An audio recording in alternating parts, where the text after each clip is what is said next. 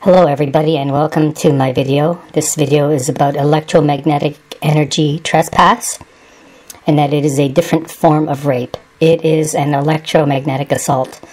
So in this video we're going to talk about cell towers and the dangers. We're being microwaved on our streets, homes, and at work, and a little bit about chemtrails. Around the 20-minute mark of the video you will see the cables up the cell towers. It's completely crazy in terms of the size. Just watch that part of the video. It's at the end. I claim fair use, all rights reserved. I make this video for public protection, and I also want to point out police inaction and that it may be a crime and we need to seek arrests for those who fail to act. No one in government, or no corporation, no authority, no sovereign has the right to permit nor legalize an invisible electromagnetic energy trespass against your body, your children, your parents, your spouse, your pets, your plants, your property. Microwaves going into your body is an act of aggression against life itself. It is a trespass against life. A full-scale act of self-defense is reasonable against this inhumane act on a civilian population. Similarly with chemtrails. Chemtrails block the sun, affect soil, plants, pets, marine life, drinking water, the air we breathe, climate, and our families. It is also a trespass requiring self-defense. Police action is required immediately on both issues. We need to power down the towers and stop chemtrails immediately. And here you can see a picture of the cell towers and a chemtrail, both of which have to end today. Getting microwaved will malnourish you as you eat plenty of food, and some wonder, is this a soft kill? And so let's talk about the microwave oven. Really, we're talking about cell towers when we talk about microwave ovens. The radiation of a microwave can affect changes in your blood and your heart rate. Here's a little picture of a magnetron or any kind of transmitter that transmits to an antenna and produces microwaves. It's just a simple concept. Microwaves will heat up food, and by doing that it uses the polarity of water molecules. Microwaves remove and destroy food nutrients, leaving you overfed and undernourished. A direct connection to fat gain. Here we're showing what a water molecule, it's basically polar. We're showing the dipole moment. And so water, being a polar molecule, is vibrated by microwaves in a microwave oven and outside by the cell towers, causing vibration, causing heat. So when we are used to cooking food quickly, we tend to make poor choices as well. This little illustration just shows the rapidness of how water molecules, polar molecules, or even things within cell membranes, ions, etc., are affected by the rapid movement back and forth from the extreme high frequency of cell towers and microwave ovens. Microwaves kill the natural bacteria in food, leaving it void and dead. What's it doing to us from the cell towers? Well, when you overcook food, this is what happens. You destroy. And so when heavy metals are dispersed by aircraft from nozzles, and we talk about that later in the video, we breathe in nano-sized particle metals. And you're not supposed to put metals in a microwave, but chemtrail spray have metals, aluminum, etc. So now what? Well, we ask for police protection because we would get in trouble if we started solving the problem on our own. So what happens when you put metals into a microwave? It overheats, causes fire, causes all kinds of problems. So what are the microwaves from cell towers doing to the polar molecules in your body? Well, it's the same thing being done in your kitchen microwave, but we generally don't know this until now. So we now say power down the towers. It's called bodily harm. In this little segment here, I'm going to basically try to get you to imagine yourself being in a microwave oven as a tiny little life form, and then just imagine yourself, being outside in the world where the microwave transmitter is the cell tower. So really the world that we live in is the microwave oven cavity. And here's what happens when you are in a microwave cavity. And this is what microwave radio frequency radiation sounds like coming from a cell phone antenna. This is a long-term care facility, and on the grounds we have a cell phone antenna disguised as a flagpole. Here we have more than 5,000 microwatts per meter squared. If you live within a few hundred meters of these cell phone antennas, you are exposed to constant microwave radio frequency radiation. And this is 11,000 microwatts per meter squared. And so, you know, basically being outside, it's the equivalent of being in a microwave oven. Not a good thing. We need to stop the microwavation of the public. So it affects our bodies because we have all sorts of polar molecules, ions, etc. within us. It causes damage to our bodies and the nutrients within us by vibrating water molecules and other polar molecules, ions, very rapidly. This is an inhumane act on a civilian population. We require police protection. Pull it. We need the police to pull the switch for us. So cops, power down the towers. It's inhumane to put a baby in a microwave and cook the baby. That's just nuts. But it's an inhumane act also to microwave any living being like the civilian population, which is a Section 4 violation, a crime against humanity from the Crimes Against Humanity and War Crimes Act. It's also criminal negligence in failing to protect the public, as the police duties are to protect the public and preserve peace and to prevent crime. And so, you know, you would never want to microwave your child or anyone else. Well, that's exactly what's happening out on the streets and even within your home from the towers that are out on the streets. So putting metal in a microwave will be all kinds of problems, and we are constantly being sprayed metals down upon us, nano-sized metals, and we're breathing it in. It's in our tissues. It's spreading out.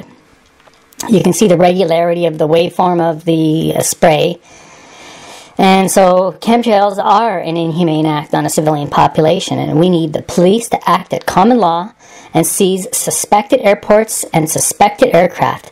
We need the police and everyone to question the trusted first. We need to leave passengers and visitors alone and question the trusted first.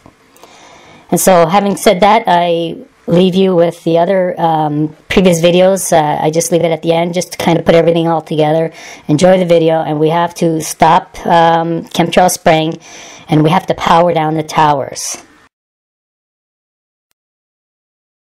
Hello everybody, and welcome to my video. In this video I am putting two videos together. The first one is on the cell towers and the dangers of cell towers, and I'm going to show you the extreme power from cell towers, as well as in the second video the same. However, the first part of the video is going to hopefully hit home in terms of what you can expect from cell towers, and the second part of the video, the second half, is on the massiveness, on the power, the extreme power. And the second part of the video also is going to be a little bit about chemtrails, which are highly visible by most people. Some people still can't see them because they are in tune with the blindness of others. I claim fair use. I reserve all rights. This is intended for public protection, and I intend to show how the police are not reacting and therefore behaving criminally, and I am seeking for the arrest of police officers who fail to act, not just on the matter of chemtrails, but on the matter of cell phone towers, and how the radiation, the microwave radiation upon the public is an inhumane act on a civilian population, which is a Section 4 violation of the Crimes Against Humanity and War Crimes Act. And failing to protect the public is also the same crime.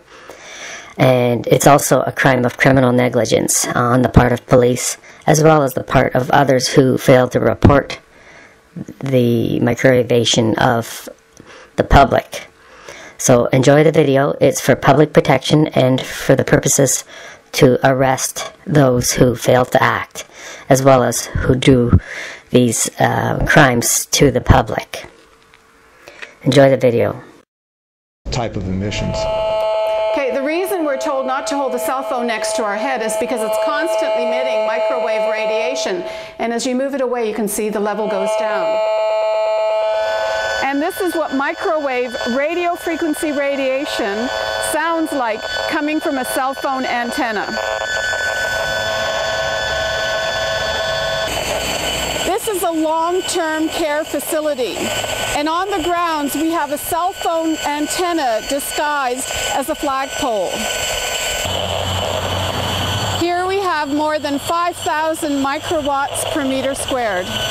If you live within a few hundred meters of these cell phone antennas, you are exposed to constant microwave radio frequency radiation. And this is 11,000 microwatts per meter squared.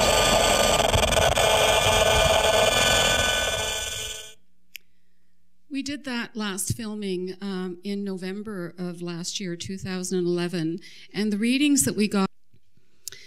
In order for us to be able to have a conversation about this, I think it's really important to understand some key concepts and terms, and this is something I teach at Trent University, so I'm just going to introduce you to some of the concepts that I share with my students as well, and this is called Antennas 101. This is called a cellular base station, and it consists of tower that holds the antennas. In Europe, they call it a mast, so that's how you might be able to see it in the literature. It has, this particular one has quite a few antennas on it, and it's in Toronto, by the way. The third part of one of these cellular base stations is the cabin that contains the electrical supply. Now, these antennas look very different and they have different functions. The ones at the top are omnidirectional, which means they radiate in all directions. And one of the ways that you can think about them is like an incandescent light bulb that simply gives light in all directions.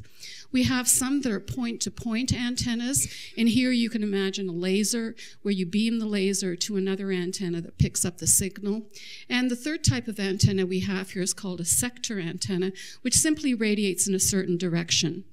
Something like this, for example. And one of the ways to think of a sector antenna is like a flashlight. So when you beam a flashlight in a direction, the light doesn't go everywhere.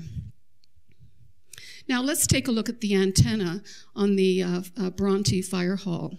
Here you can see that there are 3 antennas that are point to point. If we move up, we have some sector antennas. These are the 2G and 4G antennas. And then we have something called a 4G antenna. You can see here that they're much broader than the 2G and 3G antennas. And now we have an example of how these antennas should work. This is a sector antenna, and ideally this is the type of radiation you should get from it. In reality, however, these antennas have something called a side lobe, which means that some of the radiation is going to be given off in a direction that they really don't want it to go. And if we look at the radiation pattern, we can see here that you have very high levels of radiation at a distance of about 200 meters with this particular kind of configuration, but you also have very high levels immediately beneath the antenna. Now, some antenna providers will tell you the safest place you could be when it comes to an antenna is immediately underneath it. So when people are complaining that they don't want an antenna on their apartment building, what the cell phone provider will tell you is, well, if we put it on your neighbors, you're going to get more of the radiation. And so you can see here that this is one of the reasons it's particularly important not to have firefighters' antennas on fire halls. Many of the fire halls, although not the one here, have a flat roof, and the firefighters go on that flat roof to do some of their drills. They also have something called a hose tower. So they take the hose up there after they've used it and allow it to dry. So they actually get very close to some of the antennas that are immediately on or near their buildings. So this is another reason why that is not an ideal place to put them.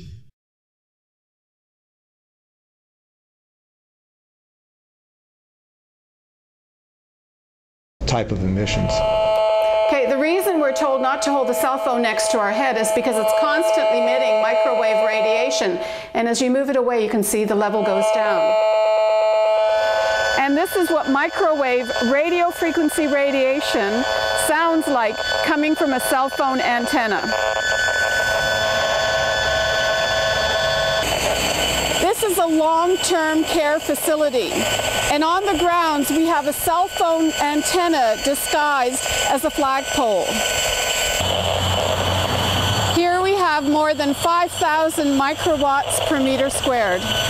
If you live within a few hundred meters of these cell phone antennas, you are exposed to constant microwave radio frequency radiation.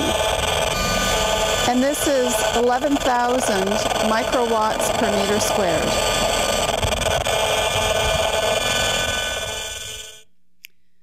We did that last filming in November of last year, 2011, and the readings that we got were between 5,000 and 11,000 microwatts per centimeter squared, per meter squared. And I've got Rob Metzinger here who's going to do some demonstrations. Most people recognize that it's harmful to hold a cell phone to your head, and they will say, but the towers are perfectly safe. So what we're going to do is, while he sets up, is that we're actually going to measure how close you have to get to the cell phone to get levels between 5 and 11,000 microwatts per meter squared. So he's got a cell phone, and he's going to make a call.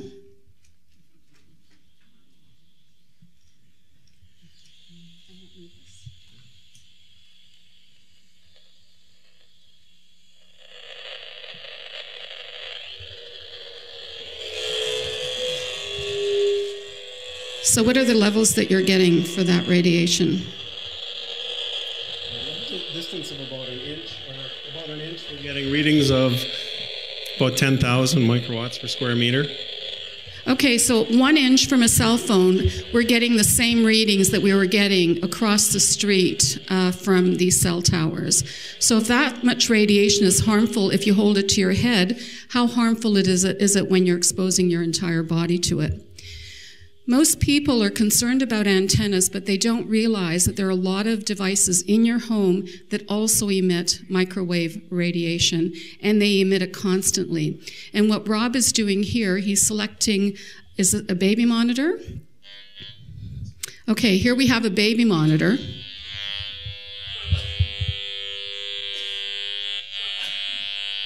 you want to move even further away? At this point, we're reading about 11,000 or 10,000 microwatts per square meter. Baby monitors, to put an infant next to a baby monitor is probably the worst thing that you can do. In Europe, they have voice-activated baby monitors, which means they're not radiating until the infant cries or makes a sound.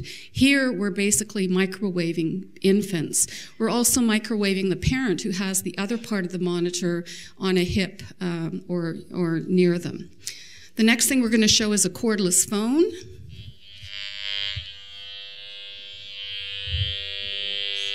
That's a similar sound to the baby monitor. It's using DEC technology as well, I believe.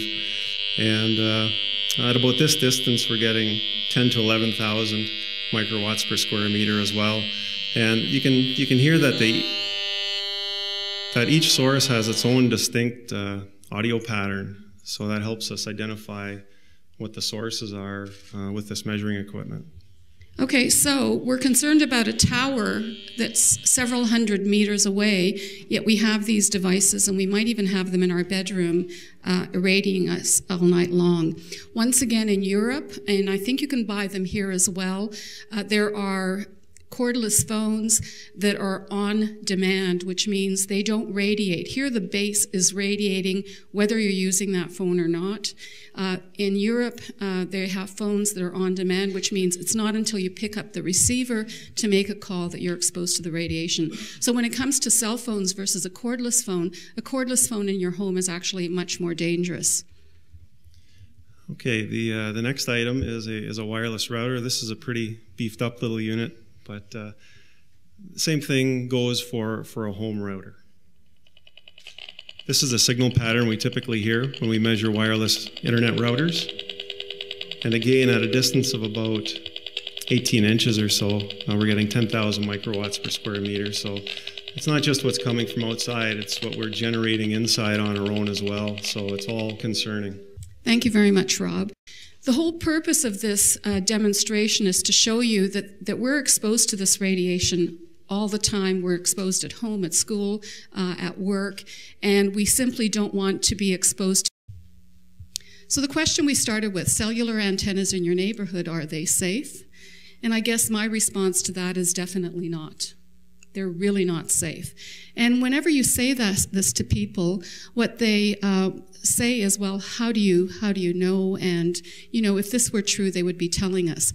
This is the site on Google Maps. This is the fire hall right here.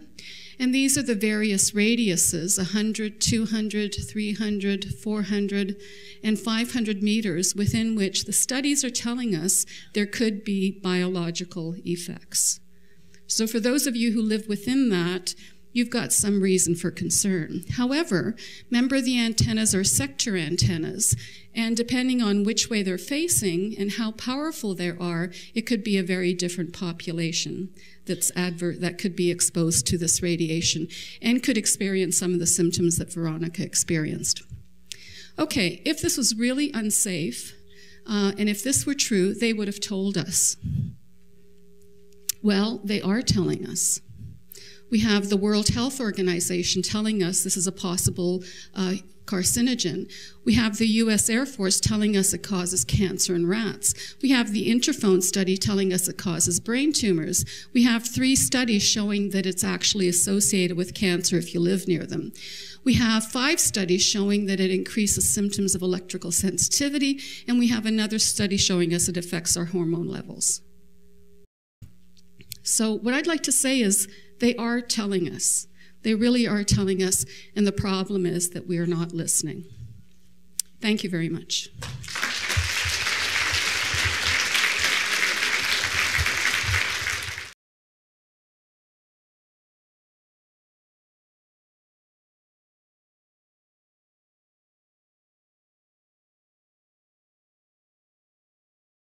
Hello everybody, and welcome to my video on cell towers and chemtrails. If you look at this picture here, it's a radiation pattern of a cell tower antenna. It doesn't look good for the population that are close to it, and even at distances. We do have a new salute for chemtrails and possibly for cell towers. As you can see, microwave radiation will affect human cells in many ways. In biological membranes, the charge on membrane barriers are carried by ions, not by electrons as in an electrical circuit. The charge on the membrane barrier are carried by ions, not electrons, and cell phones create electric fields. Electromagnetic fields will influence polar or charged substances or molecules or ions within our bodies. Take a look at this picture as you have. Now look at this picture here. You'll have some genes, drugs, or other toxic material outside a cell membrane, and during an electric field, the electric field induces a voltage across the cell membrane, causing those genes or drugs or toxic substances to be inside the cell membrane.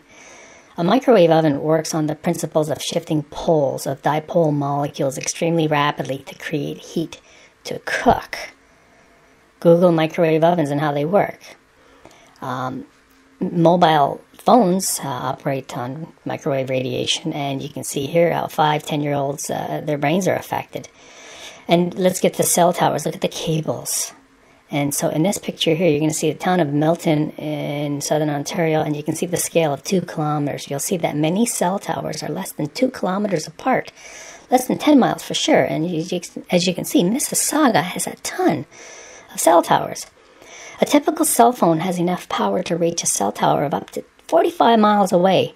Depending on the technology of the cell phone network, the maximum distance may be as low as 22 miles because the signal otherwise takes too long for the highly accurate timing of the cell phone protocol to work reliably. And 45 miles at less than 1 watt of power.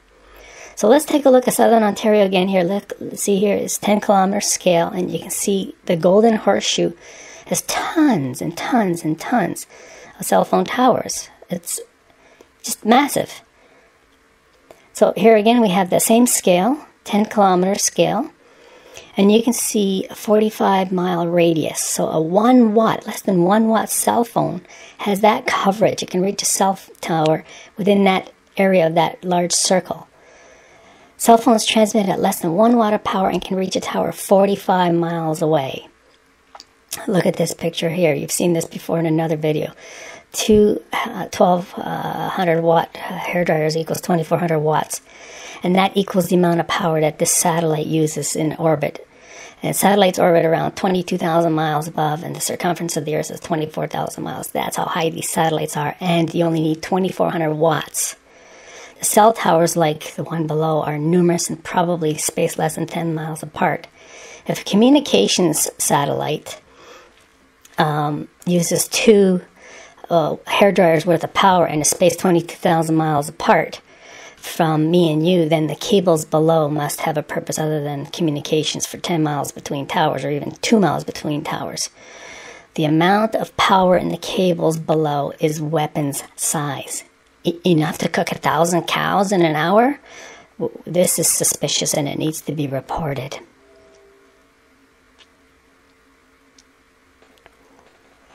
So let's talk about microwave ovens. A microwave oven uses voltages of about 4 kilovolts or 4,000 volts. And it operates at a frequency of around 2400 megahertz, which is 2.4 gigahertz.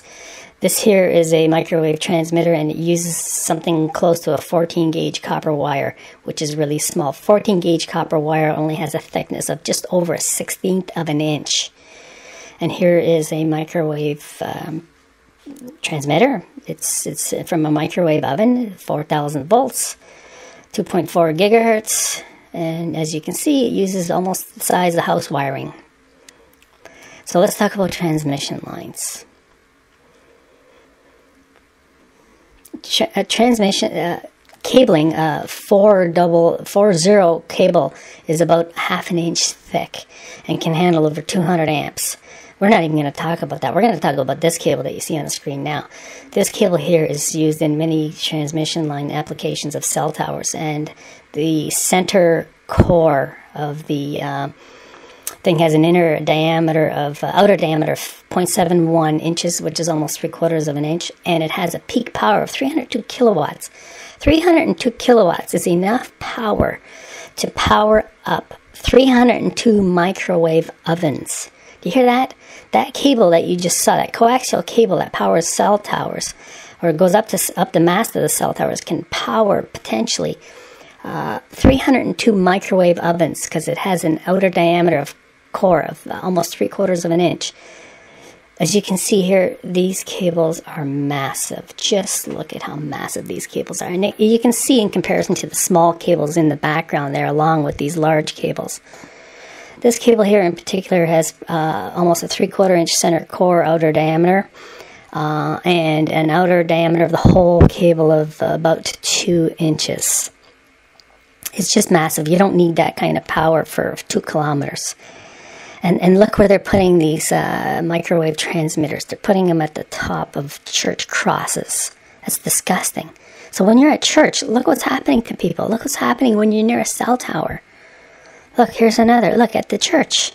Are you joking? Look at these cables. These are huge, massive cables at a church. So now let's look at backup generators. This is about a 50 kilowatt generator. That's about enough power to run a house, 200 amp power. And look at this cable here. This is even bigger than the cable I was talking before. It's the thickness of a brick, larger than the thickness of a brick. So back to the backup power for the cell towers. Look at that, 50 kilowatt. 50 kilowatt. That's unbelievable. For towers, when in fact all you need is 2.4 kilowatts to go from a satellite 22,000 miles away. The effects on human cells, let's talk about that. In this picture, you're going to see, genes and drugs outside of a cell, and then an electric field is induced, and then across the membrane, and then all of those things that are outside the cell, could be toxins, drugs, or genes, then end up inside a cell. This could be dangerous, especially if there's chemtrail spraying and we don't know what's in the spray. A lot of people are concerned about chemtrails and nobody's talking about it. The police have been informed or are doing nothing about it.